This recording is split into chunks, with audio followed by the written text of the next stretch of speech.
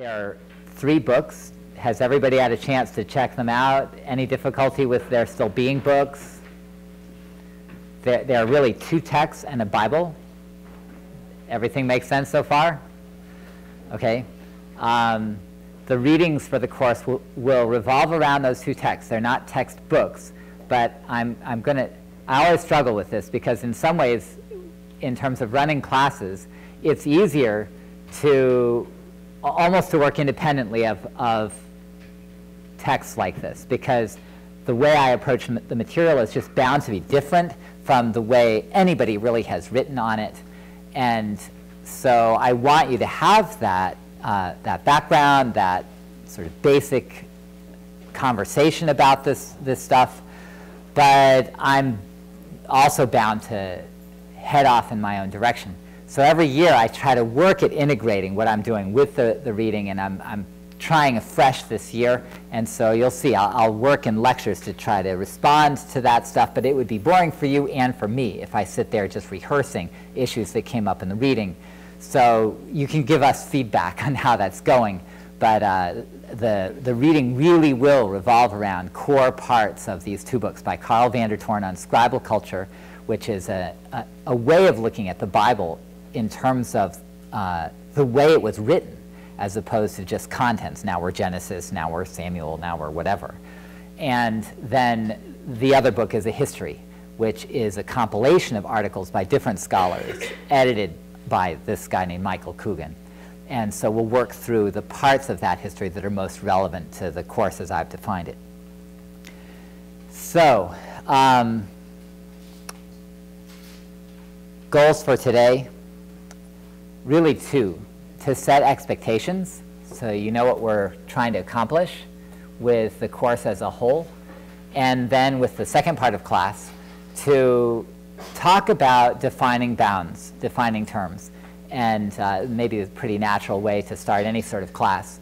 But you'll see that when it comes to talking about ancient Israel, there are a lot of ways we could do this, and there are a lot of different ways that the course could be defined. The guy who had been in my department longer than anybody, a guy named Lawrence Shipman, really well-known Dead Sea Scroll scholar, just left us this year to become vice provost at Yeshiva University. But he's also taught this class for years, and it was just interesting because the way he taught it and the way I taught it would be quite different, because he's an expert in the Dead Sea Scrolls, which is, you might say, the product of Roman period Judaism. And so this is much later than the existence of Israel and Judah in their own lands, which is much more what I work on. And so when he taught ancient Israel, he just took it right on down into early Judaism, whereas we just simply won't go there. Even so far as your book goes there, for me it's beyond the scope of the time of Israel per se, and it's moving into something equally interesting but different, and we don't go there. So I want to spend some time at the end of class talking about what I mean by ancient Israel, so that you know what you're getting into for the class. Any questions yet? When we get to the second part especially, I have my ways to get you going. All right.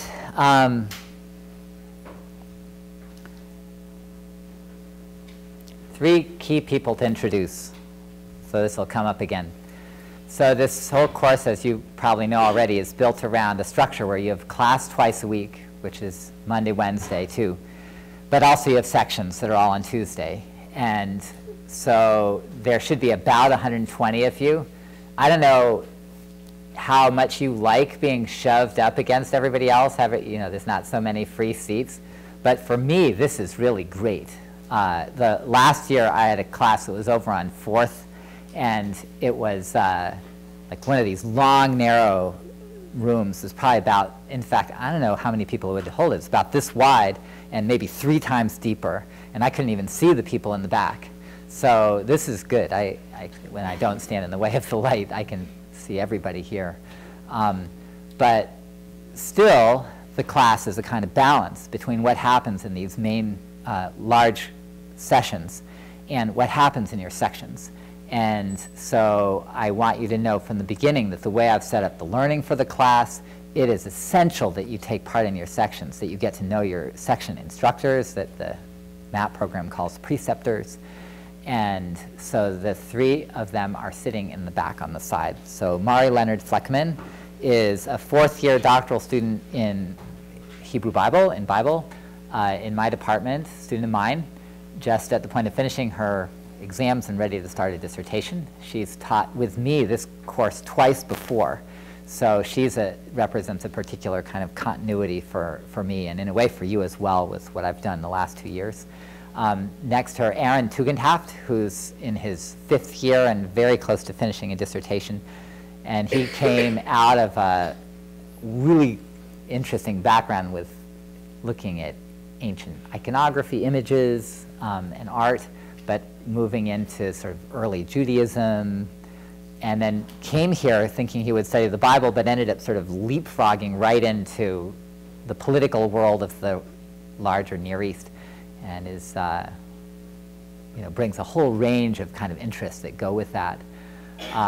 And next to him is, I'll just call you Zandy, Alexandria, Zandy Frisch, who is 6th year, that's right, we had this conversation, right? So 6th year student, also pretty far along finishing a dissertation.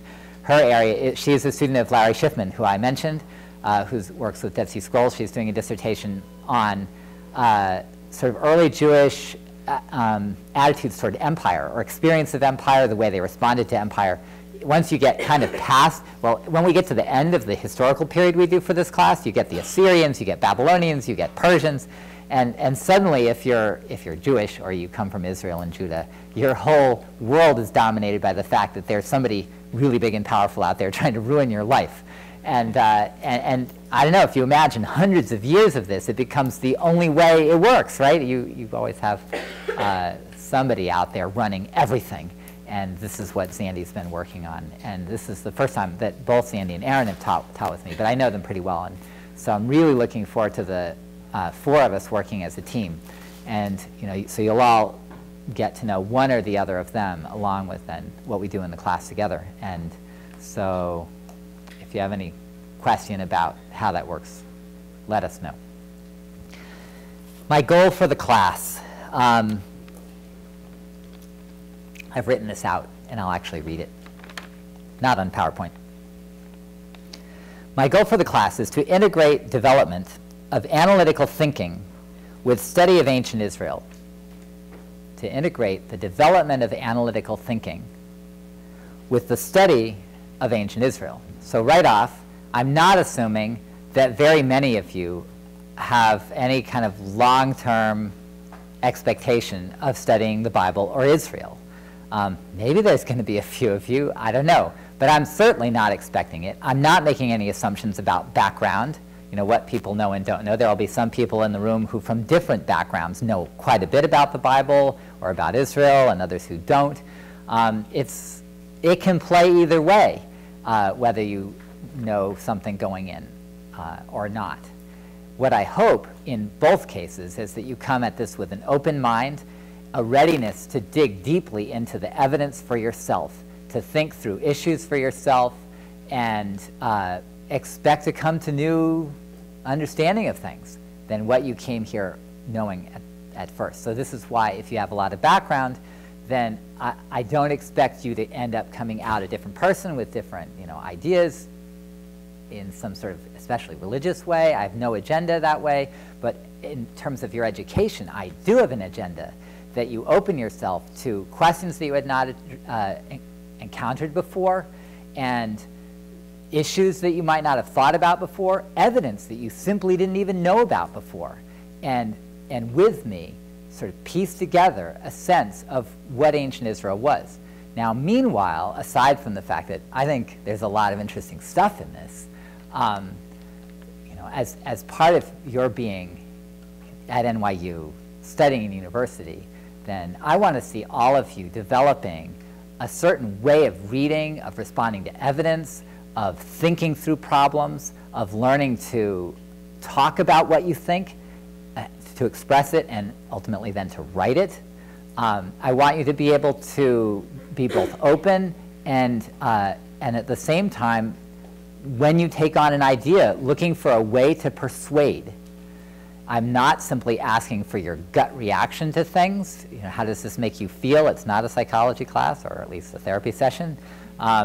It's a chance for you to grapple with information and questions and think rigorously about them. And so this is why I say that the class balances my goal of encouraging this analytical, rigorous thinking with the content of the class, which is ancient Israel. So I hope to interest you in the content, but the work will totally be focused on engaging the way you learn and the way you think. Question? Reaction? Okay? All right. So again, the whole statement was to integrate development of analytical thinking with study of ancient Israel, a culture that may seem familiar by its link to modern Judaism and Christianity, but that is separated from us in reality by both geography and time. This is a world a long way away from ours, and one of my goals this semester is to introduce you to aspects of it that you really had not seen before. Now, a couple things to say about my style of teaching before we'll go take a look at the syllabus. In a way, I guess I'd consider my style old-fashioned. There will be stuff on the screen. Today it's the syllabus. Usually what I'll put on the screen will be a text. It will be something I want to work with together, to talk about together. It'll be the text that's in your syllabus. So you'll know each time in advance you'll have had a chance to see the text, but then so you won't even be coming at it cold, but it'll be there for you to look at when we're in class together. I will not be lecturing from PowerPoint. In general, I will have things that I want to get across, but I'll be trying to have a conversation.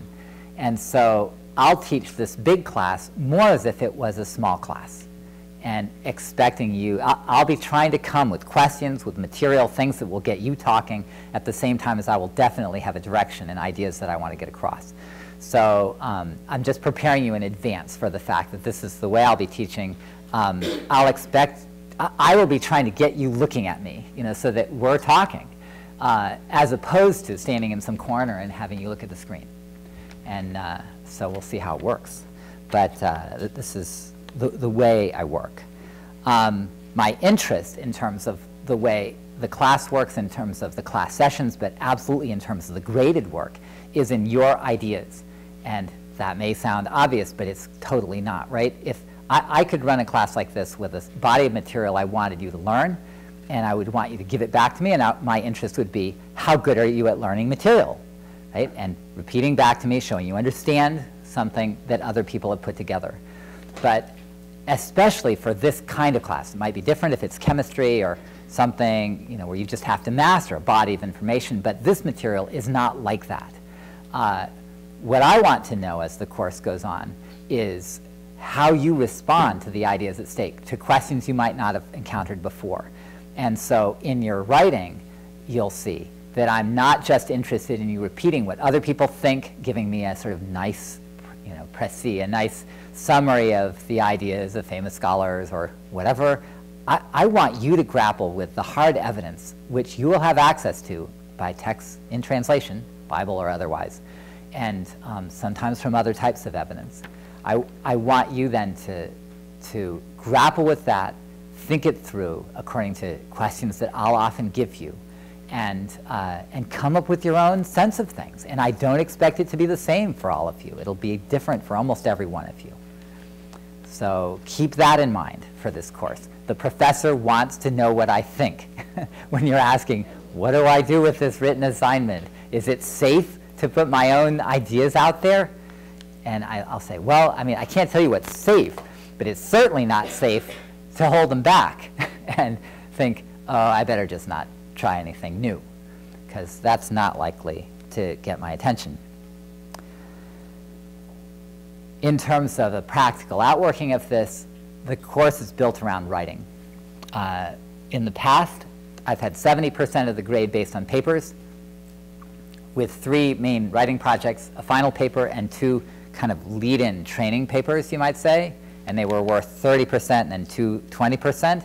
I've kept that, and the the primary work for this course for you will be to figure out how to do those 3 papers well.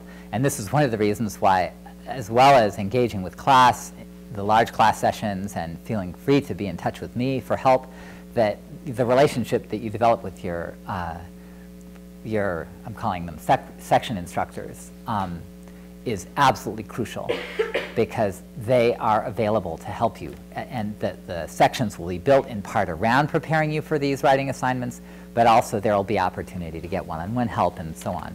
So this is really, really crucial. Now, in the past, for the other 30%, I had 2, in effect, midterms, midterm and final, but they were in class, and I gave a study sheet, and it was just certain basic information, and also responses to the lectures.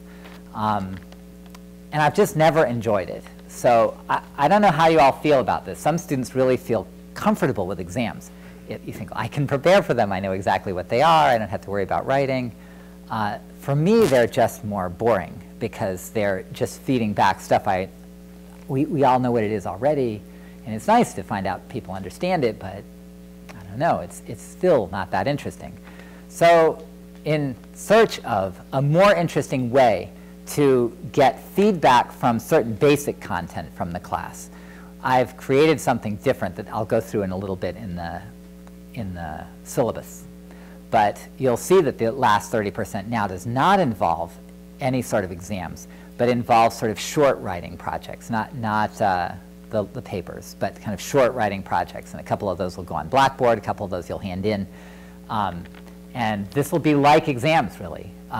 But they'll be in a different format. I hope it'll be a little more interesting. Certainly it'll be more interesting for me, and for the 3 for Zandy, Aaron, and Mark. So be prepared, right? Then, so you can tell what I'm after with this class, and that I've even chosen this time around not to have any exams. We'll get back to that when we get to the syllabus. So let's look at the syllabus. Everybody had a chance to look at it already? Okay, okay. It worked, Mari. 2 fingers, I'm told. Okay. Okay, so here we are. Email addresses. At least for myself, email's the best way to get in touch with me. I have a telephone, this 8985 number, that's the telephone in my office, but I don't pick it up regularly. I'm not usually sitting in my office. If you really need to get me, I'm connected to my email every day, multiple times a day, like most people are maybe. And so use the email. Probably true for you guys too, right? So I have what I put down as office hours, which are pretty much before class. You can come by before class. I'll try to make sure I'm in my office. Occasionally I'll have lunch with somebody and won't get back. But again, I've enjoyed getting a chance to get to know students, especially through the process of working on papers and the like. And so the best thing to do if you have ideas or you have questions is just send me a note, and I'll just make sure that we've got the time set, and I'll enjoy getting the time. So I'll try to keep the office hours, but nowadays I tend to find, at least for this class, students don't just drop in unless they have something that's a specific issue. So this is just location, all that stuff. So to go down, Mari, help. I know I did, but it didn't. There we go. All right, so we don't need to go over this sort of stuff. Please go ahead and read it, though. But I'm going straight to the assignments. All right. So you'll see. There will be no in-class exams for this course. Instead, there will be a combination of research papers and what I'm calling idea pieces. So just a chance in each case to get you thinking about some specific question. So I've got the basic definition of the research papers here. The first one is due on Wednesday the 28th. It's only 3 weeks from today. So I will make it my goal by Friday, if I can, to have instructions. It'll be like a full page or 2 of instructions for that assignment on Blackboard. It'll be under course documents. And the reason that I'm getting you started right away is that I've found from experience that if I want to have enough time, especially with Thanksgiving thrown in the middle of that, to have you working on a final paper, then I can't push all the other graded assignments so far back into the semester that, in effect, the paper that's the largest part of your grade, you don't have that much time to work on. And of course, some of you will wait till the last minute anyway, and I don't know, at least it's your choice. So what you'll see is that we're going to start right away with that first topic. I've done this once before. I called it male bonding in Israel and Mesopotamia. Jonathan and David, Gilgamesh and Enkidu. So in the Bible, I don't know if any of this is familiar, but ever heard of a guy named David, sort of the king? Ring any bells? Yeah? Yes, good. No, but I mean, there was 2 years ago, you remember this, Mari? What was it, like Jericho or something? I said, oh, you know, Joshua fought the Battle of Jericho. You heard of that? And I mean, we were well into the middle of the class, right? And so they were comfortable being honest. I won't make you raise hands now, but I don't know if half the class or a third of the class said, no, like we know Joshua, Jericho, like, no idea. And there was a song. Go to New Orleans. That's where yeah. But anyway, so yeah, David's pretty famous though. Jonathan was his buddy. And it gets a little bit delicate to know exactly what the nature of the relationship was, and very, very interesting. But meanwhile, over in Mesopotamia, there's this character named Gilgamesh, who's not as famous as David, but as far as Mesopotamians go, he's pretty famous. And he was a king from way, way back, kind of like David, you could say.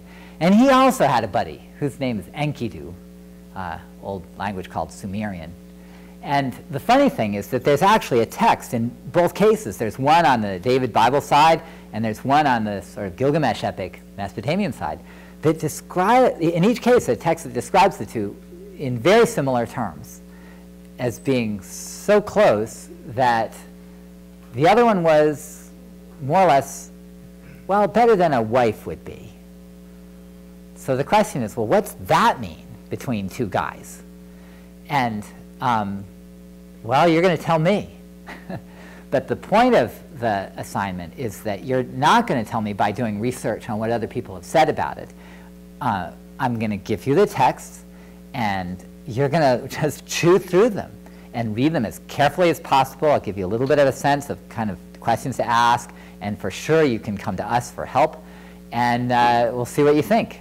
But the thing, this is partly to say that your first assignment comes pretty early, but it doesn't involve working in the library. It's just you and this material. And so I hope that's a good way to get started. Right? It's very clear cut in terms of what you're grappling with. It's just a question of, wow, what do you think with it? How do you come up with an answer? So that's number one. The second part of my kind of training process, let's see, yeah, it worked better this time, is going to be in the second paper. So you can see I called the first one primary evidence. So that's the hard data for anything you want to know. So secondary literature then is what anybody else thinks about it. And you know, if we were talking journalism, you could say, who cares what the newspapers say? But it's funny, when it comes to scholarship or some obscure field that you don't know anything about, or maybe you know something, but you still know you're not a specialist, you think, well, they're the only ones who have the right to say anything. They're the experts. Who am I? Like, and who's the professor to expect me to say anything original or interesting about something I've never read about before? Well, in fact, you should be able to come up with something yourself by looking at the evidence. I know you can. I've seen it done 1,000 times in just classes like this. But meanwhile, there is another world out there of experts, of people who know the languages, of people who know the history, of people who've been working on this for years. And they've been talking about this stuff all along. And so in the end, when you write your final research paper, I want you to be able to put these two things together, to look at evidence for yourself and to look at what other people say and integrate that into one discussion that makes a case for a certain interpretation of issues, whatever, material.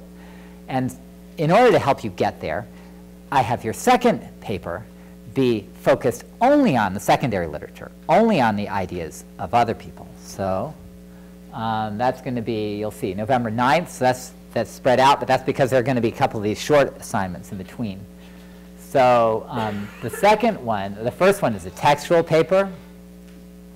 The second one's archaeological. And so there are all sorts of big, interesting arguments going on in archaeology. One of the most exciting things that's happened in archaeology is that there is a guy named Israel Finkelstein who about 10, 15 years ago proposed that for the earlier part of Israel, that the archaeologists had gotten their dates wrong by 100 years. So I don't know what to use for an analogy, but that's like if you said in the Middle Ages that, I don't know, that Notre Dame and all that was, made in, it was built in 1300, not in 1200. I mean, a lot happens when you move things 100 years. And so it was proposed that the whole dating scheme was off. And so when you're trying to figure out, okay, we're digging and we have these buildings and these bits of pottery and these other artifacts, and we're trying to line them up with history. Where do they go? Well, it makes a big difference if they go here or they go like 100 years here. And so with this new set of ideas, there's some huge debates going on for the history of early Israel. And meanwhile, rather than getting you in that debate directly, there's been this kind of debate that revolves around the kingdom of David and Solomon, which is right at the kind of cusp of earliest Israel and when things begin to get nailed down a little better. And so this guy named Abraham Faust wrote an article a few years ago proposing a very particular interpretation of this time that would go with David. And meanwhile, Finkelstein, the guy with the dating change, comes along and says, Faust is an idiot, I don't see how I could have even said this. So more or less, I'm going to give you the original article. I'm going to give you Finkelstein's rebuttal. And then there was an interesting conversation a couple years later in this journal called Near Eastern Archaeology, where they got about 8 serious scholars together and just said, okay, there's this argument. What do you think? And they let Faust participate to defend himself, and they let everybody else sort of beat on him. And so it's interesting. So what I'm going to do is give you those 3 things. I'm going to give you the 2 articles, the initial one, the response by Finkelstein, and then this kind of debate, and turn you loose to come back to me with 6 pages to say, all right, I mean, I'm only, in this case, you are allowed only to be working from the things other people are giving you. But what's it look like when you've heard the different sides of the debate? And one of the things that I want you to get used to is dealing with disagreement, because sometimes the cop-out is for students to say, I don't know much about this, experts seem to disagree, so I guess no one knows. I mean, who cares? So, but it's not so simple. Even if you've read the stuff and you think, you know what, I'm not sure. I could see certain things going in either direction. Then what I want you to say is, okay, well then what is sure?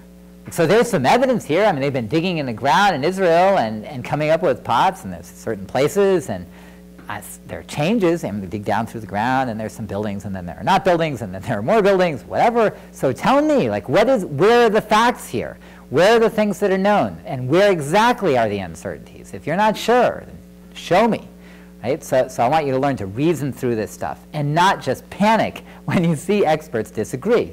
And I hope this helps you when you're trying to find health care for your grandparents or something, right? That, like when the doctors don't say the same thing, you just walk away and say, I guess we don't do anything. No,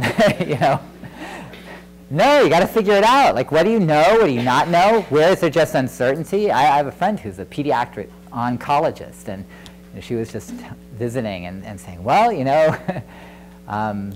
it's all about odds, right? It's all about, how much chance there is of one thing happening or another thing happening. You weigh the uncertainties, you make your choices. There's no simple answer. And it's going to be that way for the issues we deal with in ancient Israel, ancient history. So I want you to think that way and write for me that way. That's that. And then you'll see the last assignment is just the final paper. It's due the last day of class, December 14th. We'll really try to prepare you, give you a long lead-in. We're getting help from this wonderful person in the library named Evelyn Ehrlich, who's one of the senior librarians, but who just likes to teach and doesn't really get a chance to in her normal job. So for years now, she's helped me by doing 2 sets of sessions with the sections, just showing you how to use the library and electronic resources of the library to find sources for research papers. And so that'll be part of what we do. Okay? All right, that's the only other thing really that I'll go through here is then these other writing assignments. So let me slow down just enough so you can see this. Idea pieces. Instead of exams, we'll evaluate your comprehension of basic course material through essays that involve no research. Only the completion of required reading and reflection on this, as well as content from full class meetings. We want to help you with writing. This gives us more of a chance to work with you on that. Mari in particular had the experience when doing this before of just putting up some of her own questions for people in her sections to answer and respond to. And what she had them do was not only to post something, just a short opinion on something, reaction to something, but then she required that they respond to each other's postings. And so what we'd like to do for 2 of these idea pieces is have you post just 1-page responses to questions, and they're defined here, and then afterward to react to each other's. And that'll be managed in the section at that level. And we will grade these, so it's going to be like the exams, but it's what, 5% each of the grade for the 1-page ones. Then for 2 more idea pieces that are all defined here, we'll ask you to write 2 pages and hand them in. And those will be more like very short papers. And again, the idea is it's a way of getting you to respond directly from material from the readings, some stuff that we talked about in class as a whole. And that'll be the kind of exam format, rather than having you sit down for an in-class exam. Question? You'll have questions when it gets closer, which is good. That's the way it should be. All right? So I think that that's the main thing. The due dates are all up there. If there are problems, I mean, I'm aware of the Jewish holidays, which fall pretty well, at least for this class, compared to some years. So I think we're mostly clear of that, but for some of you, people celebrate in different ways, other issues come up, just let us know. And there have even been times when I've put due dates up there and suddenly everybody says, but, you know, you didn't think of X, and could we move it or whatever, and we'd work it out then. The one other thing, though, that I want you to notice, and I don't remember where I put this, is that in deciding not to have any exams, then the one thing that I risk is that some number of you will decide that you don't need to come to class. And in the end, I mean, I hope that you'll come to class because it's interesting and it's kind of the centerpiece for all the work you do for the course. And you'll find that it's difficult to do the coursework well unless you're part of what's going on in the large full class sessions as well as in the sections. But at the same time, I don't know, external motivation helps. I don't want to take attendance, so this is what I'm doing. Once each month, there will be a kind of an idea piece that I ask you to do in class. Start of class, 15 minutes. Might be the end of class, 15 minutes. You never know. And I don't even know which times I'll do it. I haven't picked the issues. I'll try to find something that's interesting. And then just have you write a paragraph or so and hand it in. It'll be just pass, fail. If you don't hand it in, then it'll go down as a fail, but it's also a sort of signal that you're blowing off class. So it does mean that, I mean, also stuff comes up. I mean, sickness or travel or other stuff sometimes, let us know. And because we're very flexible. If anybody in this class is taking it seriously, we know you're taking it seriously, and we work with you on the details. It doesn't matter. But we notice when people think, oh, I got other things to do. I don't really need to be involved. And so this will be part of what helps us pick that up. Sound okay? So, yeah. Sorry, I thought of one question. Good. Do we need to bring any of the books to class? Yeah, somebody else asked me this. In a way, the answer is probably no. And part of this is because, well, it's a good question. So the thing is that there will definitely be discussion of what's going on in chapters that you've been reading, and all of that's in the syllabus. So you could decide to bring the book that is listed for that day in the syllabus. When it comes, that's probably the practical thing to do. Just bring the one book that is listed for that day for the syllabus. You know, it's up to you on the Bible. For the actual passages we're going to read, then I'm going to have them, courtesy of Mari's generosity, who is lending me her computer and her time to put certain things in. I'm going to always bring the text along so that they can be on the screen. So for the Bible, you don't have to bring the Bible for that. If you know, it helps to look something else up sometimes, but I don't know. So maybe the one book. And even then, you know, what's important is that you've read it in advance and thought about it, so I can ask you questions about it. Now, the advantage of bringing it is it might help remind you of, if I bring something up, where it is, what's going on. So how about that? The one book rule is a lot lighter than all three. So, any other question? So even something really practical like that. Okay, yeah, go ahead. Are all the readings that we have to do on the syllabus, or you can give them to us? There are some that have, they are all on the syllabus, and they're either from the books or they'll be posted on Blackboard. So it's possible that there might be something that's just available electronically through NYU. But yeah, and when there are readings for the projects, they'll be posted on Blackboard. It should work as a clearinghouse. Yeah, go ahead. For when it says like what readings we have to have done, is that sort of like what we have to do for that class or for after? Yeah, it's for that class. So each time, that's good, right? These are the basic questions, right? So if I give you what you're looking at, September 12th, next class, then the readings that are listed for that class are what we'll be talking about in that class. So that's right. I want you to have done that work for that day. It's not what is assigned that day for the following class. That would make a big difference since we'll be talking about each thing on the day it's listed.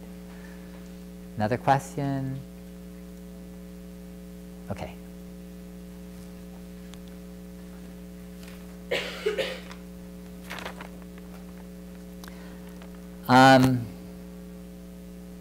That'll probably do it.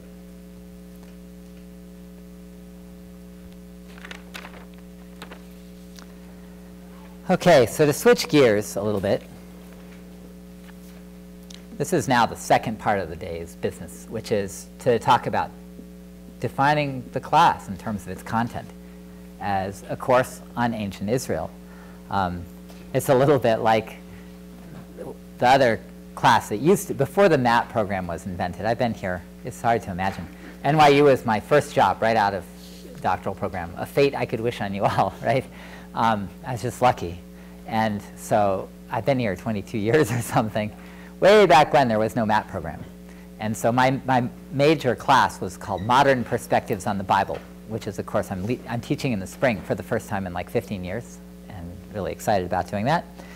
But at some point the MAP program was invented, and someone else in my department said, well, if you could have what were called world cultures classes that are now, what's this called now? Cultures in Context or something? They retooled it, but I don't know if it makes any difference. It's still the same idea. But originally it was world cultures, and the idea was if you were going to have conversations with the West, which is now, what's the other one? Text and Ideas. I mean, they probably wanted to get away from just boxing it up in this sort of, I don't know, the West business, Western Civ, or even conversations with Western Civ.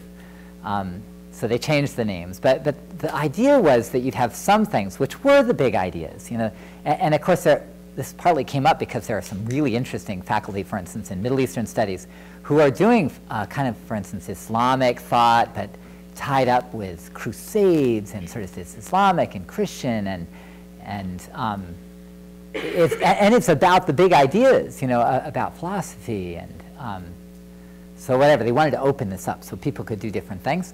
But the contrast overall was just, you know, philosophy, big ideas, things that shape modern intellectual, the whole enterprise of academic work, and whether it's the sciences or anything else. But then on the other side, the notion that there's the particular, and that you learn just as much about humanity and how to approach understanding human culture by looking at the particular. So they opened it up, and they also wanted to allow, this kind of came from on high. The university said, thou shalt have map. Like, let there be map, and there was, and it was good. Well, at least they thought so. So, but then the question was, well, what are we as professors supposed to do? Like, are they just going to tell us, okay, you have to teach this? And they knew we wouldn't like that, right? They would be more, we would get on board if we were allowed to be part of the planning process, right? So they were very good about that. They said, all right, so we want to give you a lot of flexibility. What do you want to do? And so with this second component, it was one way for professors to suggest things that reflected material from their own fields, and yet with a broad base. And so someone came along and they said, well, world cultures are not all modern cultures. They could be ancient. They could be old cultures. And so this course was created out of that. Unnecessary history, maybe. But so my big class teaching has kind of gone from Bible to Israel. The funny thing is, this is what got me going. When I taught modern perspectives on the Bible, the very first thing I had to do, which you can imagine, is say, okay, in the Department of Jewish Studies, the Bible is not all the Bible for all of you. So anybody who came here thinking they wanted something on the New Testament should, like, at least decide whether you want to say or not. And so ancient Israel is a little different, but it's kind of the same issue. That right off, I could take the term Bible, and right away, if you're Jewish or if you're Christian, or generically either one, this word even means something different to you. And the course you're going to get out of this title is going to come out different depending on what it means to you and what it means to the professor in the department who planned the course. So I wanted to get us thinking about this. And I'm going to take 15 minutes at the end to kind of run by you a couple of basic choices that I've made. But as a way of kind of warming everybody up, but getting you thinking along the lines that I have a project for you. Everybody have paper? Okay. Absolute necessity.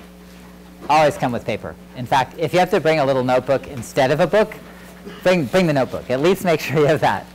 Even though there is no exam. I mean, for one, I don't know if you'll think, oh, there's no exam, forget the notes. I don't know. I mean, I hope you'll find it useful to take notes sometimes. But also there will be times I want you to write something. So this is not something you're going to hand in. This is not one of the, first day, first class. All right, I've got a question. Attendance is always great the first day anyway. So I want to find out about where you live. And I'd call it your hometown. I have 3 questions. First, your hometown. Is it obvious what makes it so? Is it obvious what makes your hometown your hometown? Like, why? Like, what's just obvious about your town? That anybody would know what it is.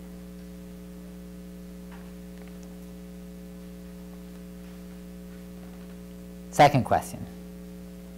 Name one thing I might not get about your hometown. Like when I say get, right, that I might not understand about your hometown. It's amazing how many different places you're all from. So name one thing, and you could think specifically of me or just of somebody else that's not you. What might I not get? And why? Like what is it? And then a third question, and you could kind of take this any direction you want, because it's a conversation starter, and after a couple minutes I'll start listening to see what some of you say. So the third question is, what is the best way for me to get to know your hometown? Go on the internet? What's the best way for me to get to know your hometown?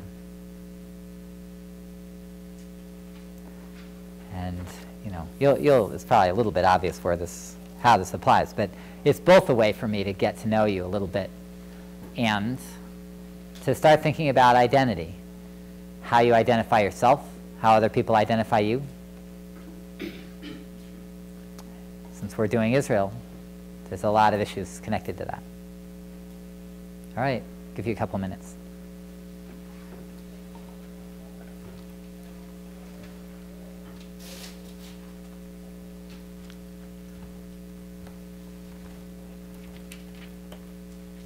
Okay.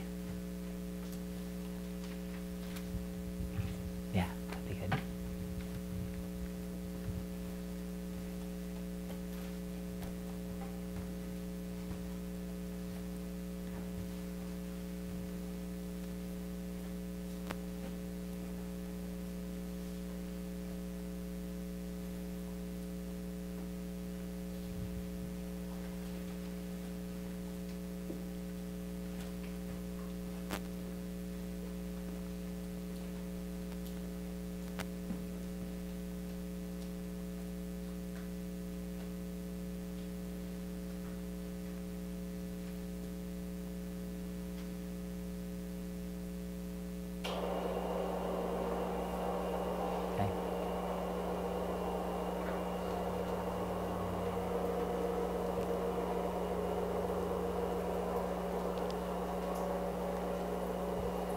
Then I don't have to look at the light either.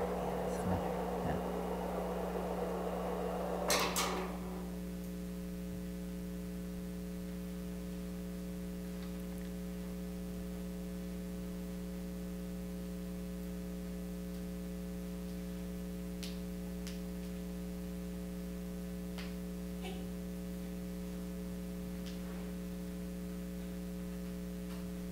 Another minute? What do you say? Got something for me already?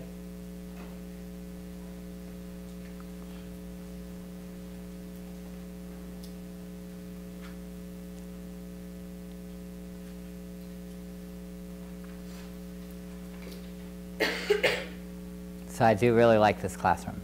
This is good. Nobody's too far away. Okay. So I'm going to get someone to start. If you're finishing a thought and you just want to jot down notes. Again, it's really just the advantage of making me write. The advantage of me making you write something down, of course, is that if I just say, well, where are you from, and how would I know your hometown, and what should I do if I visit? I mean, you could say something, but this way, everybody's going to have had to sit down and make themselves come up with an answer. So there will be times when I ask you to write something down. Yeah. Yeah, go ahead. What's your name? I'm Hannah. Okay, nice to meet you. Nice to meet you. Yeah? I'm from Philly. Okay. Stop, right? Like just, what do you notice that she just said, right? Isn't that fun? I have a student from Philly. Sarah's from Philly. It's not Philadelphia, I guess, huh? No. Anyway, go ahead. Right? No, but I want you to notice that, yeah, if you're not from there, right?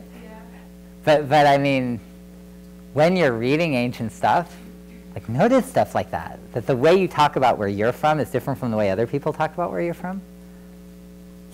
Yeah. And the way, like, people from Cherry Hill talk about Philly is different from the way somebody from San Jose talks about Philadelphia. But anyway, hey, I mean, I want you to notice things like that. So, Hannah. I don't know, I kind of took your questions all at face value. That's okay. And there are a lot of notable things about Philly. We have the Lord statue and two disgusting rivers playing. Yeah.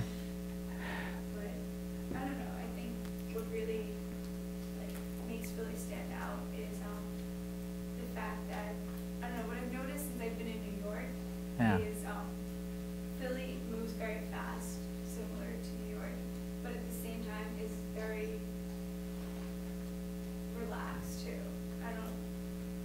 You don't have incessant noise and Yeah. craziness, and if you stop and try to talk to someone on the street, they'll do it. Yeah. Canvassers in Philadelphia make so much money because people actually stop Right. and talk to you. But I think the best way to get to know Philly, if you were to visit, wouldn't be to visit the tourist traps. It's to talk to the people that you wouldn't talk to. Yeah. So just, I mean, for one, it's just, as we hear different people described, you might have just headed off in totally different ways as when I asked the questions. But one thing, I'll try with each one to kind of hook it into some of the larger ways. I guess what I want you to do as you listen to each other do this is listen to the choices people made in how to answer my question, right? Because not everybody's going to have done the same thing.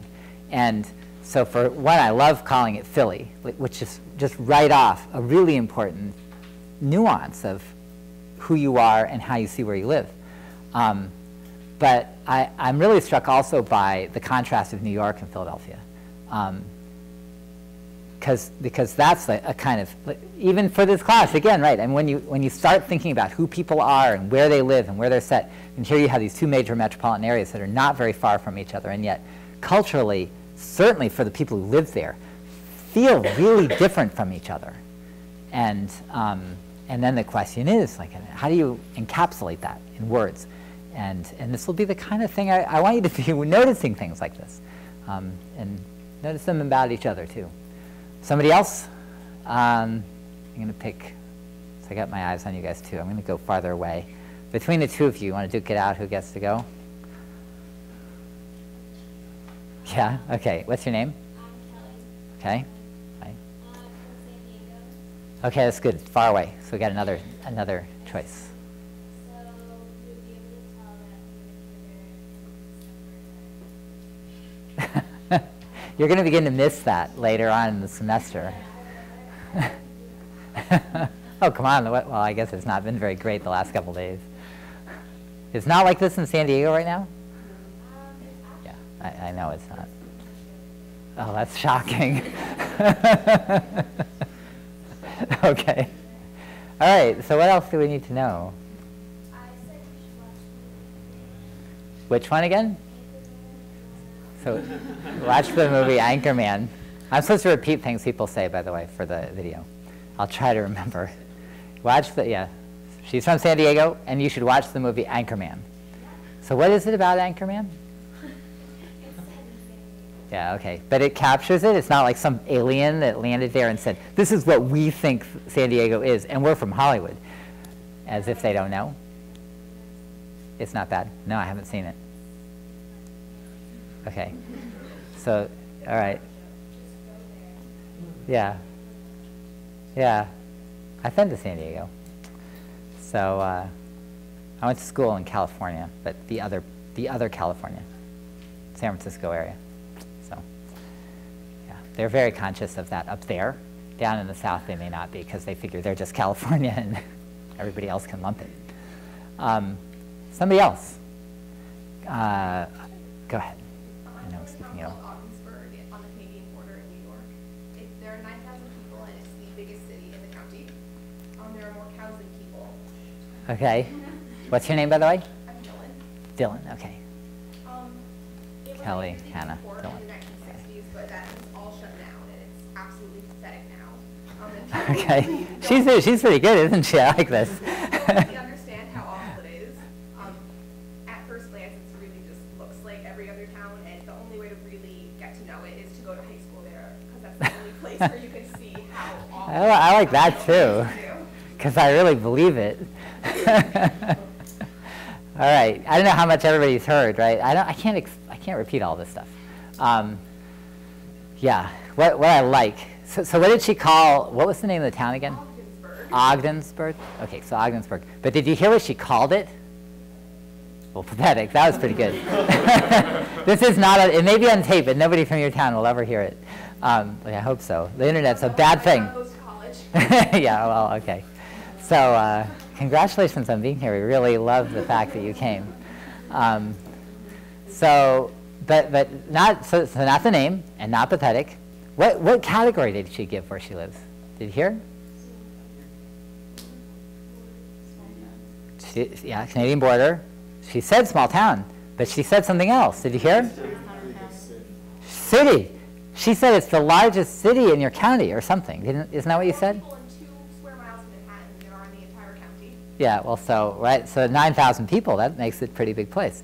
But I mean, this is really, again, like spinning it toward the topic of the day, ancient Israel, right? I mean, this kind of definition is the thing you got to watch out for when you're reading the Bible or something like that. When, in fact, I mean, there's a Hebrew word, which is ear, for what it's worth. Spell it I-R or E-A-R, however you want. But it's the word for city, but it's also the word for village. Like one of the places that has all the cows in like 2 farms or something like that would be called an ear also. And Jerusalem was one. And they were all, it was a place where a bunch of people lived together. And so it's just interesting for somebody who just, like Hannah, was comparing the small town of Philly to the large town of New York. I'm not from either place, don't worry. Right? They're both big to me. But I mean, just to think that you could be duking it out on, well, how big's Philly compared to New York? Whereas meanwhile, there are other people who would consider, look, Ogdensburg it's the biggest place around. Of course it's a city, and it is. But it depends on how you're using the word and what you're comparing and so on. So to some extent, I don't know if this will help you, the entire landscape that we are studying is like upstate New York compared to, you know, say Philadelphia and New York. So Israel and Judah, the places we're studying, were not where the action was. And that's one of the interesting things about this whole material. It's famous because Judaism and Christianity and Islam all sort of nurtured in this. And yet, if you approached ancient history from some kind of neutral standpoint. You landed from another planet and you said, okay, what's important here? Well, there must be where people have the biggest buildings and the most power. Then you'd go to Babylon, you'd go to ancient Iraq, you'd go to Egypt. Forget Israel, like you might walk through it on your way to someplace else. And so these kinds of definitions of where you're from end up being really significant. And I really was intrigued that, I mean, you're totally right on. It makes sense to call it a city, but notice the difference in the choice. So, okay, you go ahead. You go ahead, just because you both had your hands up. I'm going to end up ignoring people. But as the class goes on, I'll have a bias always toward people who haven't talked yet. So go ahead. What's your name? Ilana. Ilana, okay. I'm from Tampa, Florida. Okay, we're really covering the bases now. Yeah. All right?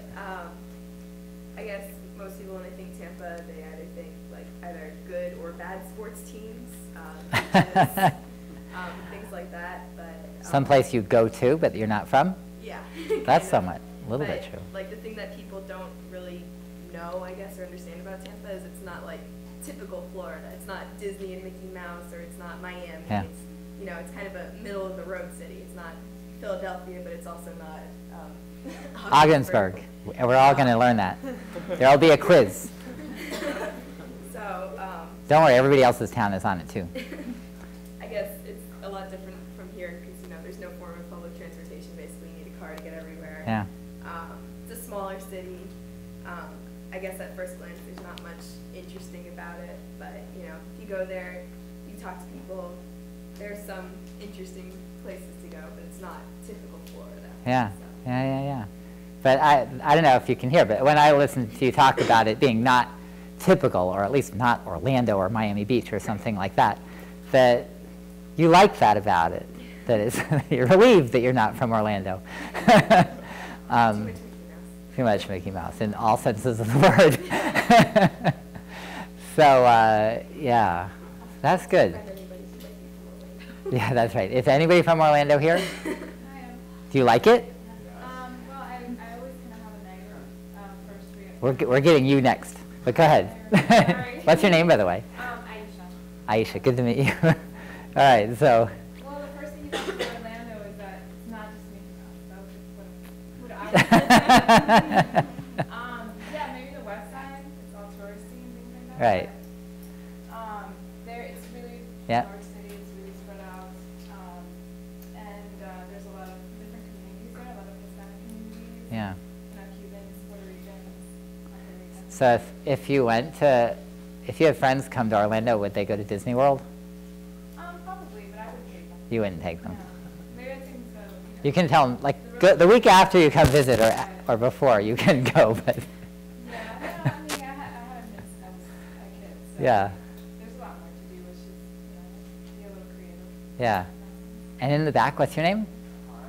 Kyle. So what do you like about Orlando? Well, just the fact that it's very predictable season-wise because it's just about summer all year round. So this is like northern Florida, right? I mean, Central. Central, oh, call it central. But Yeah. regardless, it's pretty much warm all year round. And the weather is always either sunshine or sunshine. Or it just goes for about 3 weeks. Okay. I mean, after the last couple of days, you can't really knock that. So San Diego, Orlando, probably Tampa has decent weather, maybe? Yeah, got Yeah, everything it's okay. but pretty much fine. But how about the town, yeah? The interesting thing you'll know when discussing Florida is that everyone will always say the town they're from and the city they're from, along with Florida. Yeah, Florida is extremely diverse depending on which city you're in. yeah, yeah. Okay, that's interesting, and I like the, that sort of nuance to it. That, I mean, for one, there are certain places, by the by, I mean, Hannah, right, started off and just said, I'm from Philly. Right? So you can say that, and you can say I'm from San Diego. But if you said I'm from Ogdensburg, and it's a good question when you start getting to Tampa, but there are some places everybody knows, and other places that you don't. Orlando, I would think people know. But I also know some people from Florida, and I know, I mean, for one, there's the whole Panhandle, it's a totally different story in North and South, and then the touristy places and not, and the retirement communities and not, and then, whatever. I mean, there's the different kind of, I don't know, ethnic makeup and history behind that, and the Cuban part, but then that's not your background, right? But it's, this is a little unfair. My son is not here. We just moved to Norwalk, Connecticut, so I'll actually close this out by saying where I'm now from. After 20 years in one place. So last year in this class, I went through the process of this move after 20 years in New Jersey to Norwalk, Connecticut, and we were selling our house and buying it, and I was sometimes taking a telephone call from a realtor in the middle of class.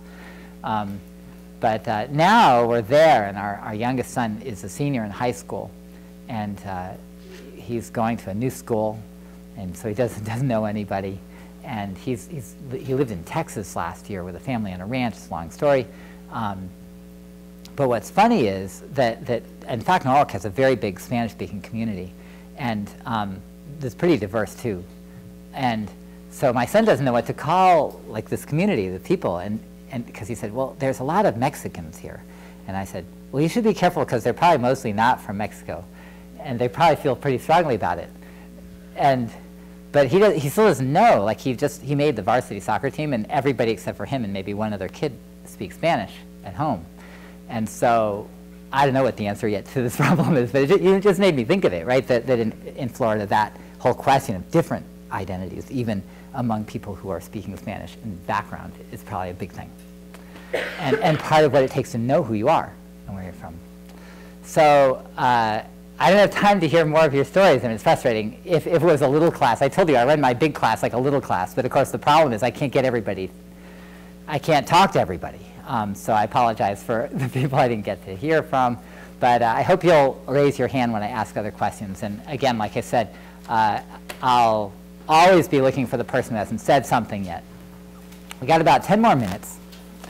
And so I want to kind of spin off this thought about, about identities, about how you describe a place or people or relationships between people. How do you compare places? How do you decide what a city is? How do you decide what a town is? How do you decide what an insider or an outsider is? How do you decide what a Floridian is, right? When it can mean something different if you're from Tampa or Orlando, or if you're from California and you're from San Francisco versus San Diego, both of which are on the outs for the real center of the Californian universe, which is LA, right? And so I don't say that happily. I'm sure there's somebody from LA who can speak up for LA. Go LA. So, hey, you guys just rule, and there's nothing anybody else can do about it, right?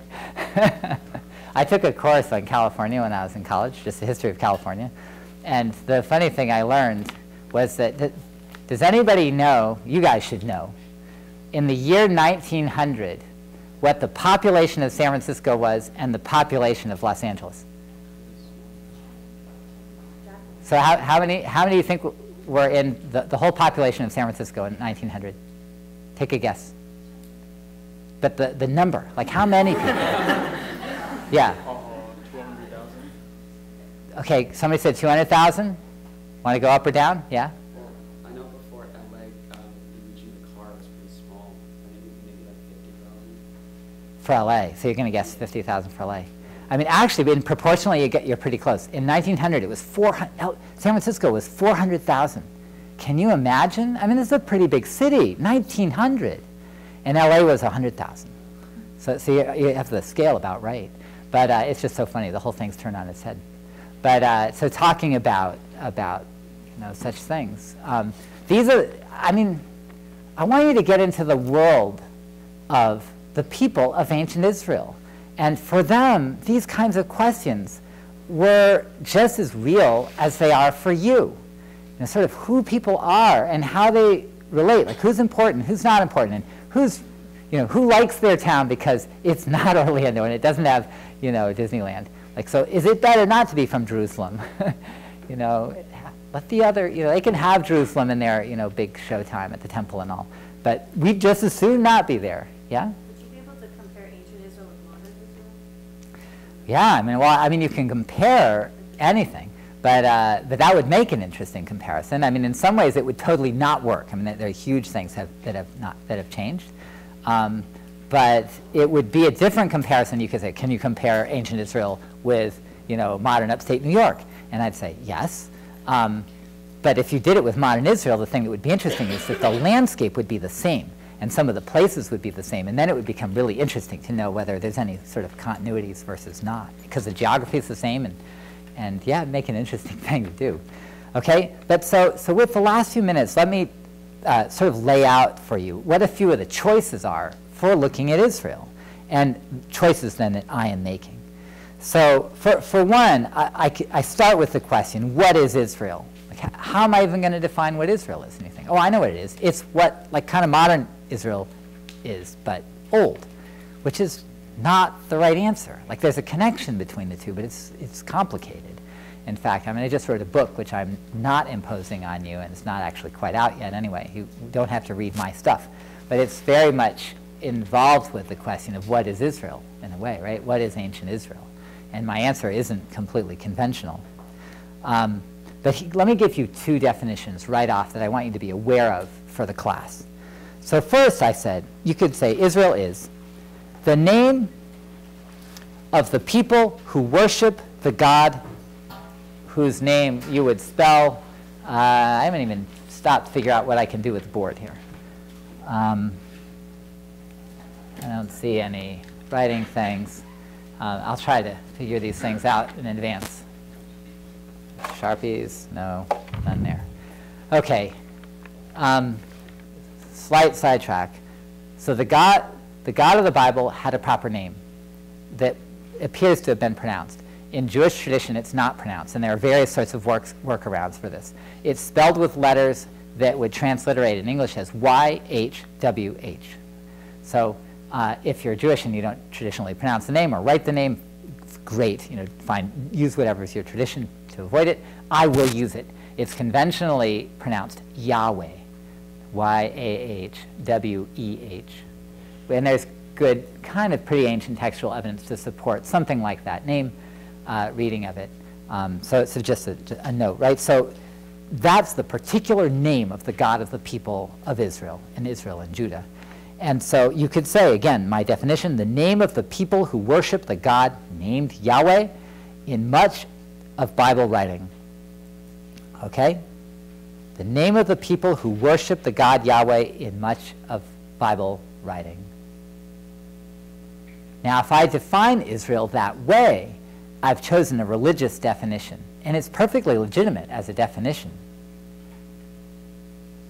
And in a way, what I've done also is I've made the Bible my main source. So I've defined Israel by what Israel is in the Bible. And if you took the Bible as a whole, that's kind of an okay definition, something like that. It's the people of the God Yahweh. It's the people of the Bible. But is that Israel, if we're going to have a course in ancient Israel? Let me give you another definition. Here's another one. The name of the people who act as a group between at least the years 1200 and 720 BCE is what I'll call it, before Common Era, same as BC. Okay? The name of the people who acted as a group between the years 1200 and 720. The reason for 1200 is that we have evidence for the name Israel in an Egyptian text from just before 1200. That's outside the Bible, independent evidence. We know Israel existed. And we know that then the kingdom that was called Israel was destroyed by the Assyrians in about the year 720. And the kingdom called Israel ceased to exist, leaving the kingdom called Judah, which was maybe in some way related, but not called Israel. Nobody at that time would have called Judah Israel. Judah was Judah. The names only got then kind of combined after 720. So I could say Israel is going to be this thing. This is a political, historical definition that's separated from religion, separated from the Bible, and in some ways I've almost tried to avoid the Bible as my source for defining it. Then I'll say, okay, we can use the Bible, but we're not going to define the category by the Bible. What do you think of these two definitions? We're almost out of time, but it's a little bit provocative, the choice, right? But right off, what I want you to see is that there's a choice in these names. And the difficulty, even in teaching a class like this and in studying ancient Israel, is that there's this delicate balance between the role of the Bible in understanding ancient Israel, because it's got a story. It's got a whole story and all sorts of texts and whatnot. And yet, if you think, I want to study ancient Israel like I'd study ancient Japan or something like that, it's a place and a time, and it's defined by that place and whoever is there at that time. And if that's the case, you're going to make it a kind of historical category, and then describe, talk about the people in that place and time. Then you got to be careful you can't let one body of evidence define everything about who that people's going to be, and that's the Bible. So right off, one of the things we'll deal with for this class is sort of balance, or at least a tension between these lines of definition, because we also can't ignore the first one, because the first definition I gave you is closer to what a biblical definition of Israel might be. But the Bible's not our only source of evidence. So then the question might be, well, with these two definitions out there, how should Israel be studied? And there are simply a lot of choices to be made. Someone could have a class on ancient Israel taught by an archaeologist who worked in, say, even modern Israel, but they could work in modern Jordan, because part of ancient Israel is actually in modern Jordan. They don't hear about it that much. So you could have an archaeologist teach this and do the whole thing mainly from sort of excavated evidence, and sort of work around all the evidence for that, feed in texts when they're relevant, but have this be the focus. I am a scholar who works with texts. I am a biblical scholar, for one, sort of historian. I work with Mesopotamian texts. The other evidence I use outside the Bible is also especially written. It's what I know. I know the ancient languages, the scripts, things like this. And I think the class will be best if I teach from what I know best. And I think the Bible's really an interesting book. It's a really great way to kind of tap into something that's both familiar and unfamiliar. To have a class like this, go ahead and let the Bible be at the center. So what you'll see for this class is I'm going to go ahead and we'll talk about the Bible. We'll have biblical passages often as part of the syllabus for what we're going to use for primary evidence. Put that stuff out there. I'm often going to ask questions about it that you haven't heard before, something a little different. But there'll be this tension all the time between biblical story, biblical texts, and then stuff from outside the Bible, historical issues, other texts, other things we know, and we'll always be kind of weighing, well, where are we in Israel? What can we do with all of this? And so, in a way then, I'm going with my definition number 2, sort of defining Israel in history, rather than just by what the Bible or religion says it is. But we're going to go ahead and use the Bible and see where it takes us. All right, so prepare for Monday. Look forward to our first regular class. See you then.